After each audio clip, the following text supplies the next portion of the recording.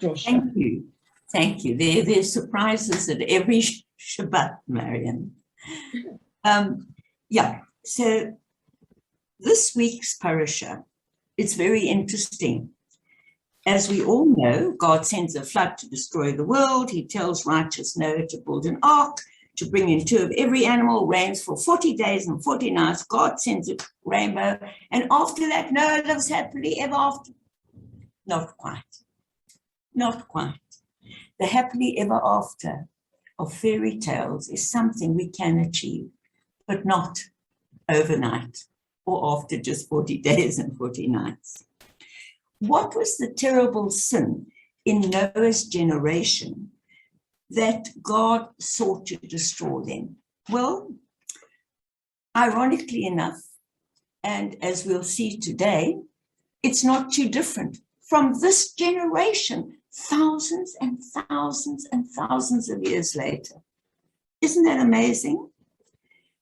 We told the Talmud, Sanhedrin, tells us that the world was immersed in jealousy, greed, theft, violence, lying, intolerance, deception, and fraud. Sounds familiar?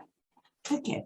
And you know, there was one thing that the more orthodox stress, ironically, in that especially by Rashi and Ezra, that people exploited each other sexually. So there were no boundaries. God sends the flood and tells Noah to build an ark for 120 years. Okay. Why wasn't there a happy ever after story? Well, you and I know that once the flood abates, Noah lands on the mountain, he and his sons start to create fruit and the vines and everything, that Noah then fell from grace. As we know, he became a drunkard. And his sons actually found him, it says in the Torah, lying there uncovered and drunk and were ashamed. And I suppose that can emulate what we heard in the Haftarah, that in every generation, in every era, we are going to sin. It may have started with a golden calf. It goes right through, but there's always redemption. And maybe after each time we achieve a little bit more to be closer to walking that path with God. But righteousness is not leadership. It's very interesting that the praise according to Noah by Hashem is unparalleled in the Torah. A righteous man, we are told, perfect in his generation. You heard me read, Noah walked with God. No such praise is given to Abraham, Moses, or any of the prophets. The only person in the Bible who comes close to this is Job. Blameless and upright, he feared God and shunned evil. The prophet Job. Noah is in fact the only individual in Tanakh described as tzaddik, righteous. And yet look how he ended. What do we conclude from this? Very, very fascinating. Someone who is righteous may not be a leader. So when the world was filled with violence, even God at that time of the flood, the most poignant line in the whole of the Torah is God regretted that he had made man on the earth and was pained to his very core. Noah alone justified God's faith in humanity. And yet, look what happened. This is an immense achievement, though. Don't let's detract from Noah because of how he ended. He was righteous, but he wasn't a leader. And we need leaders to bring that righteousness to the rest of the world. But because of that righteousness, God made a covenant with all humanity, and we heard this morning, with all nature, with all animals, with all beasts. So Noah is to humanity what Abraham is to the Jewish people. Remember that the first covenant that Hashem made was not with the Jewish people, it was with the entire world, the entire universe through Noah, because he was righteous. The second covenant he made with the Jewish people was to follow through and teach the Tanakh and Torah and become a light unto the nations with our behavior. But the most important covenant is with all mankind. And then we were given the honor of teaching it. I think that is very, very important. And just to conclude this point, because there's a couple I'd like to share today. So it is not enough to be righteous. Apparently what happened is Noah spent 120 years building the ark. Noah lived till 600 years. Unbelievable how long they lived in those days. And why, and of course the sages have discussed, why did Hashem let Noah build the ark for 120 years? Hashem perhaps was thinking that by Noah, far from any sea, building this massive ark over 120 years, as the people passed, they would be curious and Noah would tell them and warn them, and they would perhaps change their behavior. It didn't happen. Whether the sages argue about this, whether it was because Noah didn't share enough of the understanding that God had gave him that the world was going to be destroyed, or the people weren't interesting, is a moot point. Noah built the ark mainly only to save himself and his family.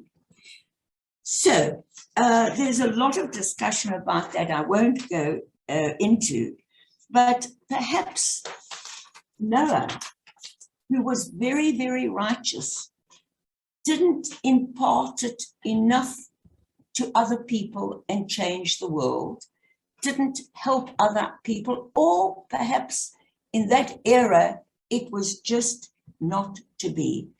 But from this point, we understand absolutely by what happened to Noah and to the generations that followed him and all his sons, and that goes through this entire parasha, is that it is not enough to be a righteous man and ignore what is happening around you.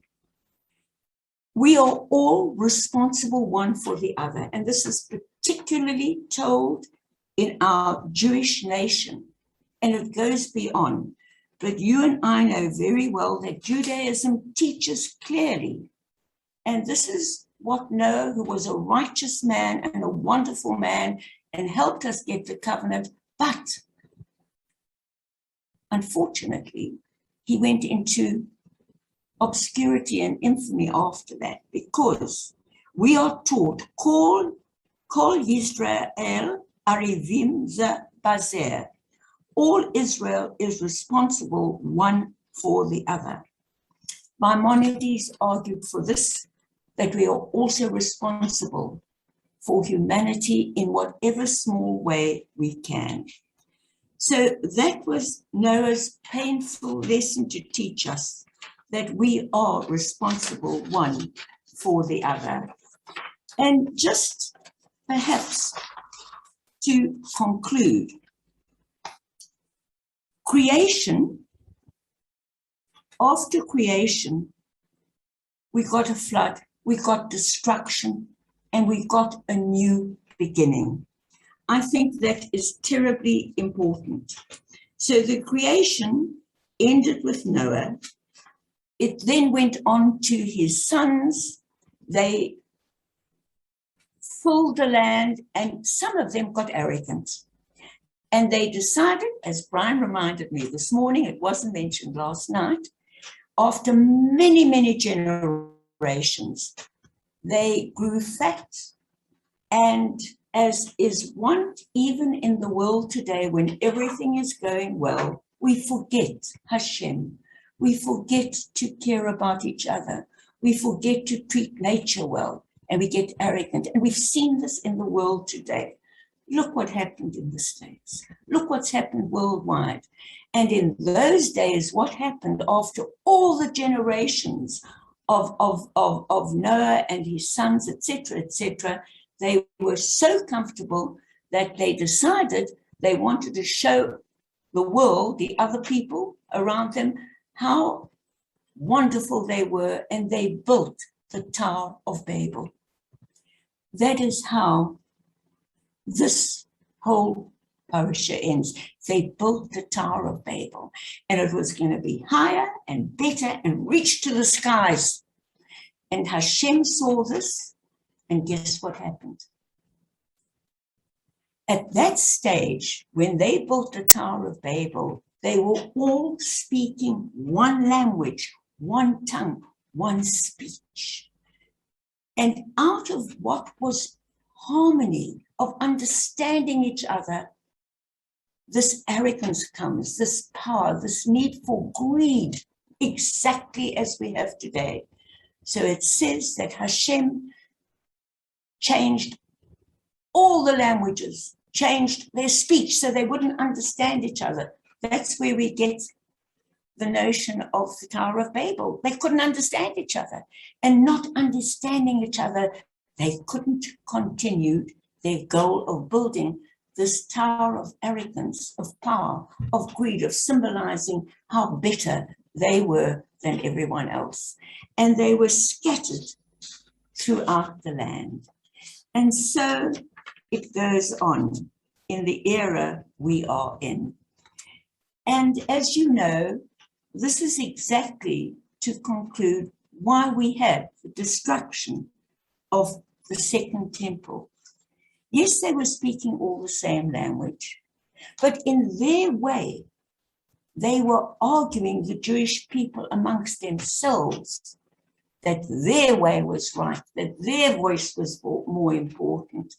And so we see once more destruction always following, where there is no unity, where there is striving against each other to compete, not in a good way, to help the world, but to compete so that you are better, you have power, etc., etc.